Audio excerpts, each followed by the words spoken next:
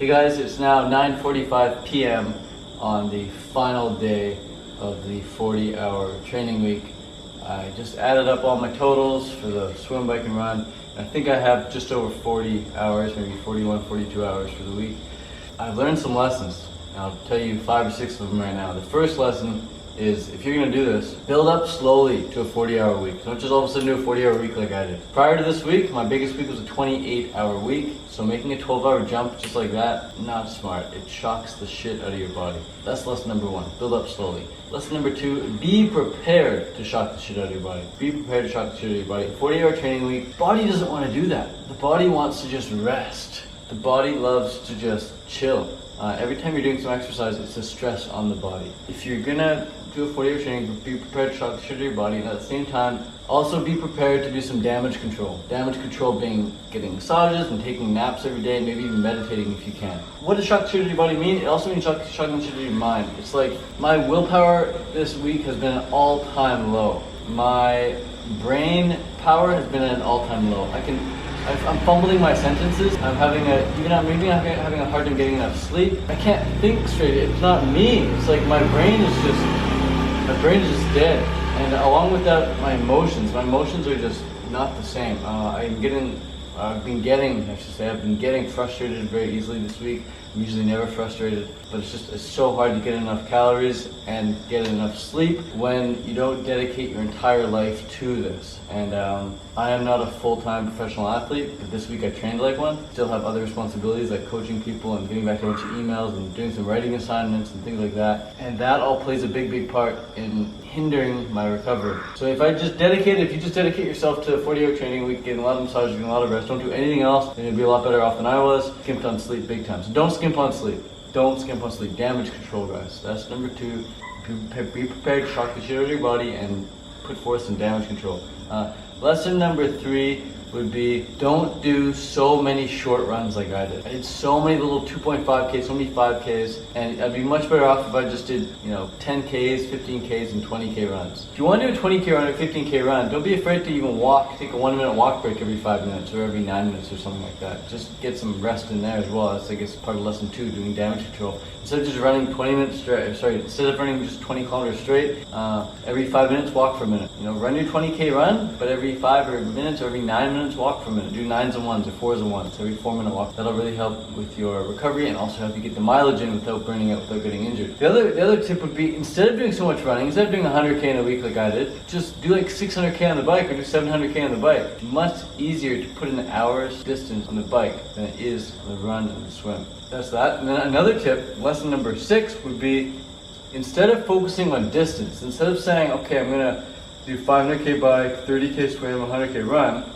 instead, sure, you can put in distance on the bike, and sure, you can put in distance on the run, but for the swim, if you're a triathlete, and you do all 3, if you want to do the swimming, instead of saying I'm gonna do 30K swims and just going in the pool and just hacking away the distance, say I'm gonna put in 20 hours or 12 hours or 15 hours or 10 hours, whatever it is. Do a duration-based swimming rather than distance, because when you put duration in, then you can allot time to strictly doing drills with no stress.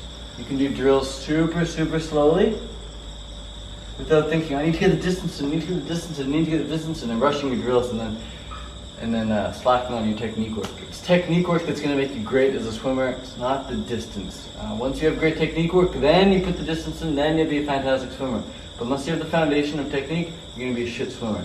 So focus on technique for the first few years of swimming and then pile on the distance. And then lesson number 7, if there is a lesson number 7, is to carb the F up, man. Stay carved up. I can't emphasize it enough. Don't restrict your calories in any way, shape, or form. The only calorie restriction I did was one day I went for a 90K ride and I carved the F up before and I carved the F up after, but during the ride I didn't eat anything. And that was because I wanted to train my body to be able to do 90K without needing fuel. And that, I think, is okay if you built yourself up to it like I have over many years. But if you're just starting out, eat during your rides, man. That sort of training where you don't eat on the ride is advanced training. It's the sort of training that pros do after 10 years of training and racing. But it's not something you need to be doing. So carb up before your workouts, carb up during your workouts, and be sure to carb the F up after your workouts. Be a carb manifester. Manifest carbohydrates. If you're not carved up, you're done. You're done. This whole week, Fabian, how much fat have I had? None. Yeah. Had no fat this week. No dairy, no avocado, and no coconut meat. Strictly, what were we fueling on? Fueling on these things. My whole week has been fueled on mangoes, guys. Mangoes and bananas, eh? Yeah. So I've had mangoes, I've had dried bananas, I've had fresh bananas, and I've had dried dates. And I've had a few apples as well. A few pretty good apples. And lots of water. People ask me to drink water. I only drink water on my long rides and my long runs. And not much when I'm swimming. If I'm really thirsty, I'm swimming, I just drink the pool water, to be honest. But just little sips. But yeah, lots of water for the rides and the bikes. But just juicy fruit, man. Juicy fruit. If you're eating cooked food though, of course you're gonna drink way more water. So be sure to drink heaps of water. If your piss is super yellow, not ideal, not ideal. This whole week my piss was only yellow maybe 4 or 5 times. The rest of the time I was pissing clear. You've got to drink a heap of water. Avoid salt, avoid oil, avoid condiments, all that crap. Just keep your diet super simple during this week. And just focus on getting in the calories, man. Don't restrict in any way, shape, or form. And avoid stimulants. If you take stimulants, you're going to be dependent on stimulants. Your energy's going to go up and it's going to go down mega. So this whole weekend, my energy's been kind of down pretty low, a lot lower than I ever thought it could be possibly for so long. But at least it was steadily low. I didn't dip into any like complete depressions or complete dips of energy where I couldn't even function. So you avoid stimulants. So stay full natty and just train at low intensity. You don't need to be doing so much intensity. That's lesson number 8, guys. Low intensity this whole week. I did do some intensity, which I don't regret, but I won't do next time. If I'm going to build some base next season, I'll do the same sort of volume but lower intensity. I did too much intensity on the swim, I did too much intensity on the bike, and I did just the right amount of intensity on the run, just hardly any. So that's it, guys. 8 or 9 lessons there for you after 40 hours of training for the week, my first ever. Hope you got something from this. I just want to say that you can do it on a fruit diet. You can also do it on a cooked vegan diet, whatever, however you want to fuel yourself, but for me, fruit is definitely optimal. And it works. I'll definitely be doing this sort of training again. I don't know when, but for now, next week recovery, following week intensity begins. I got a first race of 2016 coming up in 5 weeks. So put the volume in now, recover next week, and then intensity till race day. Peace out from Phuket, Thailand. Thanks for watching.